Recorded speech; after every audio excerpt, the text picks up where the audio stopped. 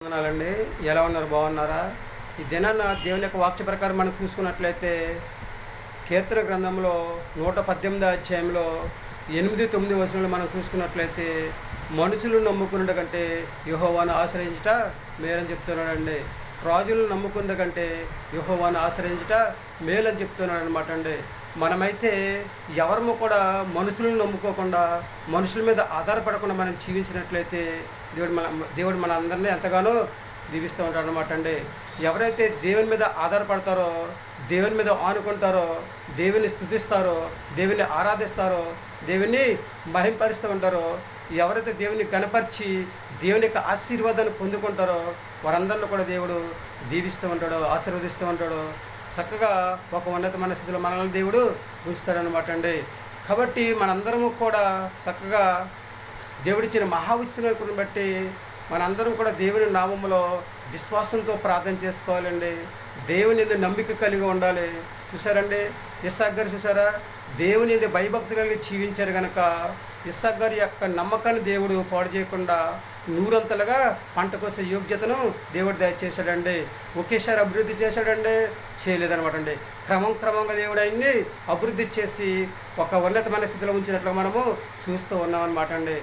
మనము కూడా దేవుడి మీద ఆధారపడి దేవుడి మీద ఆనుకుంటే చక్కగా దేవుడు మనల్ని దీవిస్తూ ఉంటాడు, ఆశీర్వదిస్తూ ఉంటాడు, అభివృద్ధి చేస్తూ ఉంటాడండి.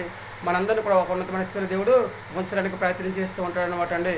కాబట్టి మనం ఎప్పుడు కూడా దేవుడి మీద ఆధారపడి జీవించగలిగితే అంతకు మించిన మహాభాగ్యం మరొకటి లేదనమాట అండి. విశ్వాసంతో ప్రార్థన చేసుకోవాలి, నమ్మకంతో ప్రార్థన చేసుకోవాలి, పడుదలతో ప్రార్థన చేసుకోవాలి, ఓర్పు కలిగి ప్రార్థన చేసుకోవాలి. అప్పుడే దేవుడు మన ప్రార్థన ఆలకించి మన నమ్మకాన్ని పాడు చేయకుండా దేవుడు మనకు ఎప్పుడు ఎక్కడ సహాయం చేయాలో, ఎప్పుడు ఎక్కడ ఎలా దీవించాలో, ఎప్పుడు ఎక్కడ ఎలా ఆశీర్వదించాలో దేవుడు మనల్ని ఆ విధంగా ఆశీర్వదించి అభివృద్ధి చేసి మన జీవితంలో ఆశ్చర్యకార్యాలు చేసి మనందరినీ కూడా ఒక ఉన్నతమైన స్థితిలో ఉంచడానికి దేవుడు ప్రయత్నం చేస్తూ ఉంటాడనమాట అండి. కాకపోతే దేవుడు ఇచ్చిన మహా ఉచితను బట్టి మనుషులందరినీ గౌరవించాలి, ప్రేమించాలి, మంచిగా మాట్లాడాలి, అందరితో సమాధానంగా ఉండాలి, చక్కగా అందరితో ఐకమత్యంగా కలిసిమెలిసి ఉండాలని చెప్పేసి దేవుడు చదివిస్తూ ఉన్నాడు. కనుక మనుషుల్ని ఏమాత్రం కూడా తృణీకరించకుండా మనుషులను కూడా గౌరవించి మనుషుల దగ్గర కూడా పొందుకుని చక్కగా వాళ్ళకి అనుకూలంగా జీవించి చక్కగా మనందరం కూడా అందరితో సమాధానంగా నడుచుకున్నట్లయితే దేవుడు మనందరిని కూడా దీవిస్తూ ఉంటాడు అనమాట అండి. ఎందుకంటే మనుషులకు కూడా మనము గౌరవించాలి, ప్రేమించాలన్నమాట అండి. అలా ఎవరైతే చేస్తూ ఉంటారో వారందరినీ కూడా దేవుడు దీవిస్తూ ఉంటాడు, ఆశీర్వదిస్తూ ఉంటాడు, అభివృద్ధి చేస్తూ ఉంటాడు. కనుక మనందరం కూడా మనుషులు ఏదో సహాయం చేస్తారని కానీ, లేకపోతే వాళ్ళ వల్ల మనం ఏదో లబ్ధి పొందాలని కానీ, లేకపోతే వాళ్ళు ఏదో మనకి ఇస్తారని చెప్పేసి ఆశపడడం కానీ అలా ఉండకుండా ఎవరైతే దేవుని మీద ఆధారపడి ఆడుకుంటారో, ఎవరైతే యెహోవాను ఆశ్రయిస్తారో వారందరికి కూడా దేవుడు తగిన సహాయాన్ని చేస్తూ ఉంటాడనమాట అండి. యవనస్తులు మీరు ఏమని ఆలోచన చేసుకుంటున్నారండి? యెహోవాను ఆశ్రయించి ఆయన ఏదో నమ్మిక కలిగి విశ్వాసంతో ప్రార్థన చేసుకుని మీకు కావాల్సిన సహాయాన్ని పొందుకునే యోగ్యతను కలిగి జీవించాలని ఆలోచన కలిగి ఉన్నారా? వృద్ధులు, పిల్లలు, యవనస్తులు మీరు కూడా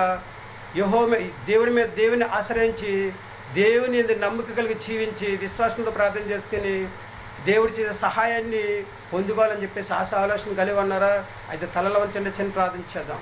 మహాపురుషుని పరలోకపు తండ్రి, వీరందరినీ కూడా దీవించండి, ఆశీర్వదించండి. మనుషులు నమ్ముకున్న గడి యెహోవాను ఆశ్రయించమన్నావు ప్రభా.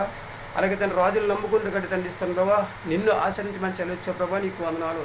బిడ్డలందరూ ప్రభా విశ్వాసంతో ప్రార్థన చేసుకుని నువ్వు చేసే సహాయాన్ని పొందుకుని హాయిగా తండ్రి ఈ లోకంలో జీవించే యోగ్యతను ప్రభా సంపాదించుకునే స్థితిని దయచేయండి. ప్రతి ఒక్కరికి ప్రభా మంచి ఆరోగ్యం దయచేయండి.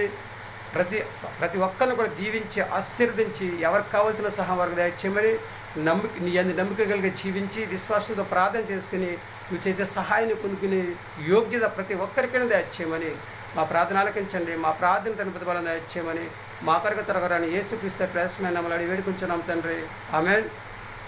అందరికీ వందనాలండి. దేవుడు మిమ్మల్ని దీవించి ఆశీర్వదించను గాక. తిరిగి దేవుని ఆశీర్వాదాలు మీకు తోడుగా ఉండను గాక. మనందరం కూడా యెహోవా దేవుని నమ్ముకుందాం, ఆయన మాట ప్రకారం నడుద్దాం, ఆయనకు అంగీకారంగా జీవిద్దాం, ఆయన ఇచ్చే ఆశీర్వాదాన్ని పొందుకుందాం, భూమి మీద హాయిగా జీవిద్దాం అనమాట అండి.